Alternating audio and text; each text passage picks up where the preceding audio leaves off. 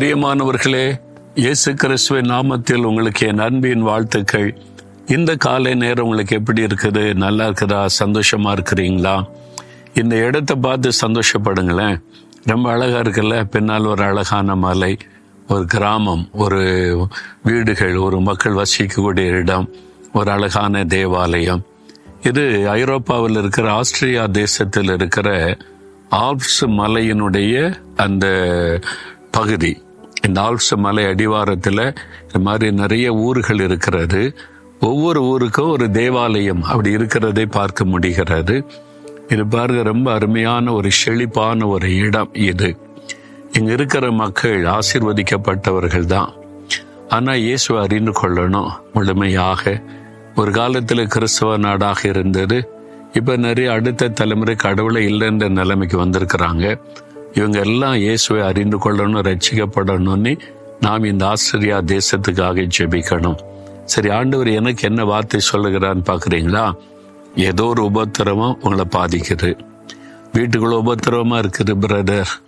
வேலைக்கு போனா அங்க உபத்திரவம், பிசினஸ்க்கு போனா உபத்திரவம். இந்த உபத்திரவத்துக்கு முடிவே இல்லையா அப்படின்னு நினைக்கிறீங்களா? இந்த உபத்திரவம் நல்லது தெரியுமா உங்களுக்கு? உபத்திரவம் நல்லதா? ஆமா, வசனத்தில் என்ன சொல்லி பக்தன் சொல்லுகிறார், 119 சங்கீதம் 71 வசனத்துல, நான் உபத்திரவப்பட்டது எனக்கு நல்லது, அதனால் உமது பிரமாணங்களை கற்றுக்கொள்ளுகிறேன். நான் உபத்திரவப்பட்டது நல்லதுன்னு சொல்லுகிறார். அதனால உம்முடைய பிரமாணங்களை கற்றுக்கொள்ளுகிறேன். அப்போ உபத்திரவம் நல்லது தானே? என்ன பிரதர் சொல்றீங்க, உபத்திரவம் முடியாதான்னு பாக்குறோம்னா, முதல்ல உபத்திரவம் நல்லது என்பதை ஏற்றுக்கொள்ளுங்க. உபத்திரவத்தினால பல காரியத்தை ஆண்டவர் நமக்கு கற்று தருகிறார். ஆண்டவருக்கு நம்மளை உபத்திரவப்படுத்தி பார்க்கறதுல அவருக்கு சந்தோஷமா இல்லை. அந்த உபத்திரவத்தின் பாதையில ஏன் நடத்துகிறார் என்றால், நம்ம சில காரியத்தை கற்றுக்கொள்ளணும். நான் கடந்து வந்த பாதையில பார்க்கும்போது நிறைய உபத்திரவங்கள், பாடுகள், நெருக்கங்களை சந்தித்து தான் வந்திருக்கிறேன். உபத்திரவம் முடிஞ்சிட்டா முடியல, இப்பவும் தொடர்ந்து கொண்டு இருக்கிறது. ஓட்டத்தை முடிக்கும் வரைக்கும் அல்லது இயேசுவின் வருகை வரைக்கும் உபத்திரவம் இருக்கும். நானும் நிறைய அந்த உபத்திரவத்தின் மூலமாய் கற்றுக்கொள்ளுகிறேன். ஆரம்பத்துல கஷ்டமா இருந்துச்சு. அப்புறம் இந்த வசனத்தினுடைய அர்த்தம் தெரிய ஆரம்பிச்ச பிறகு உபத்திரவம் இன்ட்ரெஸ்டிங்கா மாறிவிட்டது. என்ன காரியத்தை கற்றுக்கொள்கிறோம்னா, உபத்திரவத்தின் மூலம் நாம் என்ன கற்றுக்கொள்கிறோம் தெரியுமா? உபத்திரவப்படுகிற பாக்கியவான்கள், அவர்கள் ஆறுதல் அடைவார்கள் சொல்லுகிறார். அப்ப ஆண்டவர் நமக்கு ஆறுதல் அளிக்கிற தேவன் என்பதை நம்ம உபத்திரவத்தின் மூலமா தான் கற்றுக்கொள்ள முடியும். நாம் உபத்திரவப்படும் பொழுது ஆண்டவரை எப்படி விசுவாசிக்கணும் என்பதை கற்றுக்கொள்கிறோம்.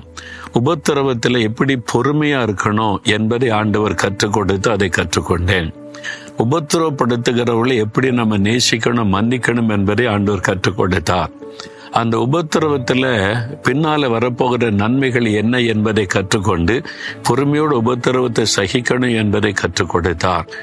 அப்போ இந்த உபத்திரவத்துல தான் ஆண்டவருடைய பிரசன்னத்தை அதிகமா நம்ம உணர முடியும். ஆண்டவர் நம்முடைய நெருக்கமா இருக்கிறதை அறிந்து கொள்ள முடியும். இதை கற்றுக்கொள்ளும்படி ஆண்டவர் வழி நடத்தினார். உபத்திரவத்தின் மூலம் எவ்வளவு நன்மை இருக்க பார்த்தீங்களா?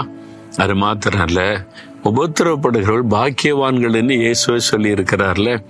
நாம் உபத்திரவத்தின் வழியாகத்தான் பரலோக ராஜ்யத்திலே பிரவேசிக்க வேண்டும் என்று வேதத்துல சொல்லி இருக்கிறாரு. அப்போ உபத்திரவத்தின் பாதையில போகிறோன்னா என்ன அர்த்தம்? பரலோகத்தை நோக்கி நம்ம பிரயாணப்படுகிறோம் என்று அர்த்தம். சரியான பாதையில போய் கொண்டிருக்கிறோம். அப்போ உபத்திரம் அவசியம் தானே? அதனால உபத்திரவத்துல நம்ம பொறுமையா இருக்கிறது எப்படின்றதை கற்றுக்கொள்ளுவோம். உபத்திரவத்திலையும் எப்படி சந்தோஷமா இருக்கணும் என்பதை கற்றுக்கொள்ளுவோம். உபத்திரவத்திலே ஆண்டவர் எப்படி துதிக்கணும் என்பதை கற்றுக்கொள்கிறோம். இப்படி நிறைய காரியத்தை ஆண்டவர் எனக்கு கற்றுக் கொடுத்தார். அதைத்தான் உங்களுக்கு சொல்லுகிறேன். அப்ப நீங்க என்ன சொன்ன? உபத்திரவம் நல்லது, ஆண்டவரே உமக்கு ஸ்தோத்திரம்னு துதிக்க ஆரம்பிங்க. உபத்திரம் உங்களுக்கு கஷ்டமா தெரியாது, சந்தோஷமா தெரியும். ஈஸியா அதை கடந்து போய்கிட்டே இருப்பீங்க. சரியா? இன்னைக்கு உபத்திரவத்துக்கு மத்தியில இருக்கீங்களா? என்றைக்கு அந்த உபத்திரத்தில் வைக்க மாட்டார். அது கடந்து செல்லுகிற ஒரு பாதை, அவ்வளவுதான். ஆனா ஒரு உபத்திரம் போனா அடுத்த உபத்திரம் வரும். உபத்திரம் மட்டும் முற்றிலும் நீங்கி விடாது. ஒவ்வொரு உபத்திரமா கடந்து போகணும். அதுதான் கிறிஸ்தவ வாழ்க்கையில ரொம்ப ஜாலி. அதனால ஆண்டவரே இந்த உபத்திரவத்திற்காக ஸ்தோத்திரம் சொல்றீங்களா?